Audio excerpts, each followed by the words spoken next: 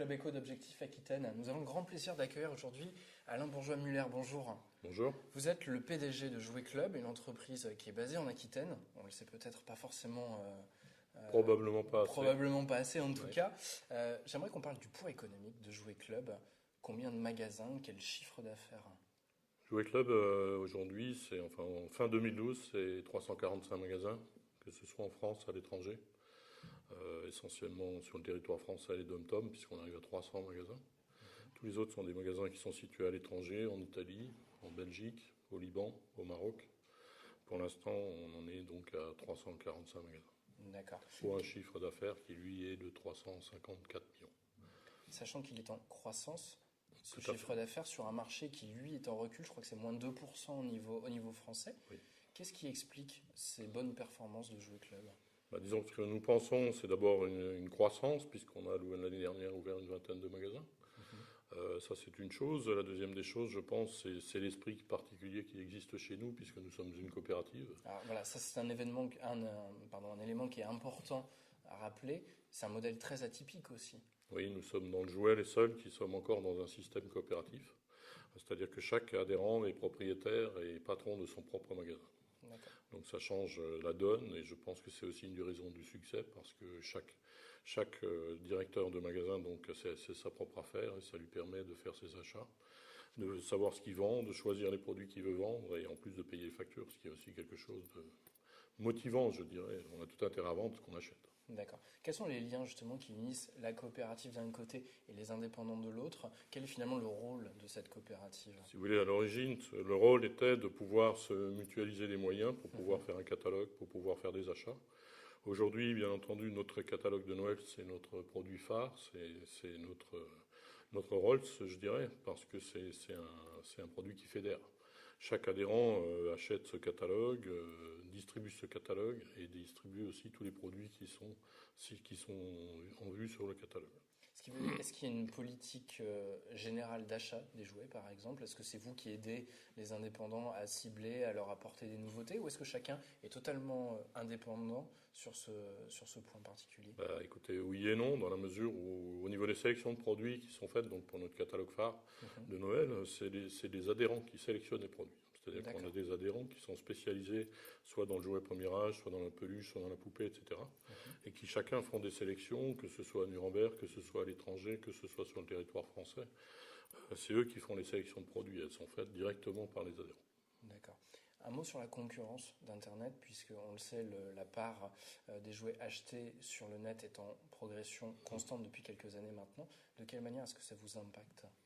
Aujourd'hui, si vous voulez, nous, c'est une grosse réflexion de notre part, c'est-à-dire que Internet, on doit devenir de plus en plus une vitrine, puisque nous avons également un site national. Et ce site aura de plus en plus vocation à faire vitrine, de façon à ce que les gens puissent voir sur Internet les produits et puissent aller les acheter en magasin. Mais vous, votre credo, si je puis dire, c'est la vente en magasin, parce que c'est là que se fait le conseil, c'est donc là qu'il faut porter l'accent, c'est bien ça? Tout à fait. Bon, historiquement, nous avons des magasins qui ont toujours existé. La base, c'était le centre-ville. Aujourd'hui, on est même plus en périphérie qu'en centre-ville. Mais je dirais que la base, c'est justement amener la différence par rapport à un site internet où il n'y a pas de dialogue. Et chez nous, le conseil est important, le choix du produit, pouvoir guider les acheteurs, le service aussi par l'emballage cadeau et tout ce qu'on peut fournir comme renseignement auprès du consommateur. Alors vous étiez auparavant essentiellement basé en centre-ville. C'est moins le cas maintenant, vous êtes un peu plus en périphérie. Oui. Pour quelle raison? Est-ce que c'est pour une question de prix du foncier? Aujourd'hui, effectivement, 90% de nos magasins sont en périphérie. Les raisons sont simples, c'est qu'aujourd'hui, le consommateur a besoin de place et quand il achète un produit, il préfère l'acheter en périphérie, c'est plus commode parce que les jouets sont souvent volumineux et que par ce fait et ce biais, il préfère à ce moment-là acheter en périphérie. Maintenant, la roue tourne aussi, puisqu'on le voit quand même au niveau de l'alimentaire. Aujourd'hui, vous avez des Carrefour Market, enfin, vous avez plein d'enseignes qui se remettent en centre-ville, ce qui est une chose qui n'existait plus. Et on considère que pour nous, au niveau boutique, on serait mieux positionné en étant en centre-ville. Donc on va, dans les 2 ans qui viennent, créer une enseigne de façon à avoir aussi des magasins en centre-ville. Qui portera toujours le nom Jouet Club? Ça, pour l'instant, je dirais que je ne sais pas moi-même. Mais toujours est-il qu'on est très tenté, oui, par garder le nom, parce que le nom est quand même extrêmement connu. Donc ça pourrait s'appeler par exemple Jouet Club Boutique. D'accord. Donc, a priori, sur des surfaces plus réduites, j'imagine. Oui, en centre-ville, vous ne trouvez pas des 800 ou 1000 mètres carrés, c'est extrêmement compliqué. Et quand vous en trouvez, c'est des prix qui sont prohibitifs, donc on ne peut pas le faire. Mais ce serait plutôt de la boutique, c'est-à-dire que ce seraient des produits qui seraient aussi des gammes bien spécifiques. D'accord. Alors j'aimerais qu'on parle d'un nouveau village Jouet Club que vous allez créer en octobre, Oui. je crois, à Roissy. Oui. Est-ce que vous pouvez nous en parler un petit peu? Quelle forme va-t-il prendre?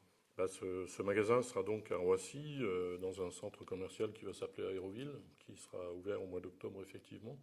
Nous aurons là-bas 2000 mètres carrés de surface de vente. Ce sera un gros magasin, comme peuvent l'être nos villages, puisque nous avons sur le territoire 4 villages. C'est des magasins qui appartiennent à la centrale et non pas vraiment aux adhérents.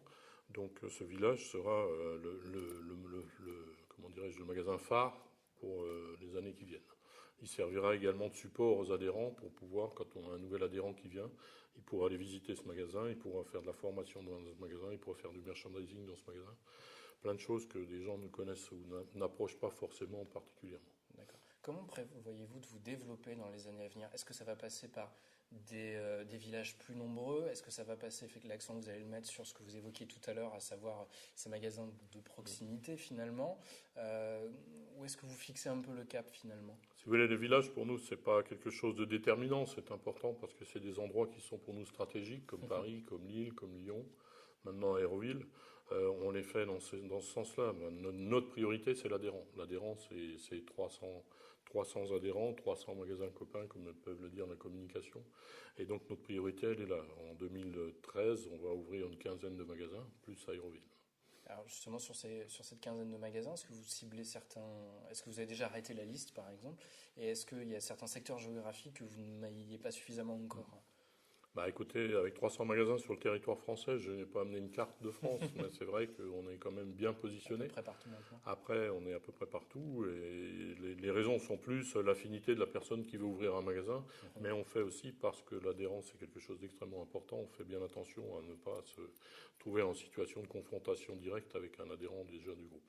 D'accord.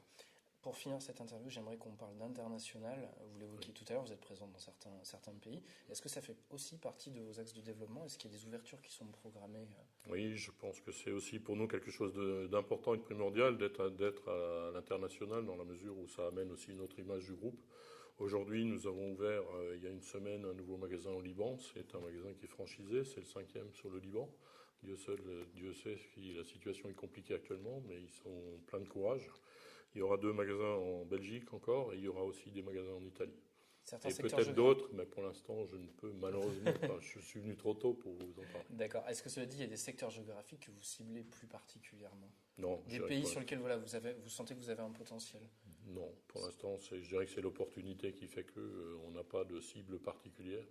Je dirais qu'aujourd'hui, de par la communication qu'on peut faire dans le groupe, c'est comme ça que naturellement, on a des gens qui nous sollicitent pour ouvrir des magasins dans des pays étrangers. Vous avez beaucoup de demandes d'ailleurs, que ce soit en France ou que ce soit à l'étranger? Oui, on a bien sûr pas mal de demandes, pas trop, mais on cible, comme je vous le disais tout à l'heure, on est très draconien là-dessus pour ne pas créer des problématiques de territoire avec des magasins existants, et l'adhérent étant lui-même adhérent de la coopérative. Donc c'est quand même important qu'on puisse garder une bonne image et une bonne ambiance au sein du groupe. Vous parlez de critères draconiens, quels sont-ils? Alors il y a cette problématique de la concurrence effectivement, mais lorsque vous choisissez un nouvel indépendant pour vous rejoindre, sur quel fait vous basez-vous? Il y a bien entendu un critère financier aussi, parce qu'on a une activité qui, vous vous en doutez, est très saisonnière, puisqu'on fait 60% de notre chiffre en 2 mois. Donc il faut quand même que les gens soient conscients de ce problème. Exactement. Et à partir de la sortie du catalogue, le 8 octobre, jusqu'au 24 décembre, on fait 60% de notre chiffre d'affaires. Donc il faut aussi que les gens soient d'abord motivés par le produit. On regarde leur cursus, évidemment, on regarde leurs moyens financiers, etc.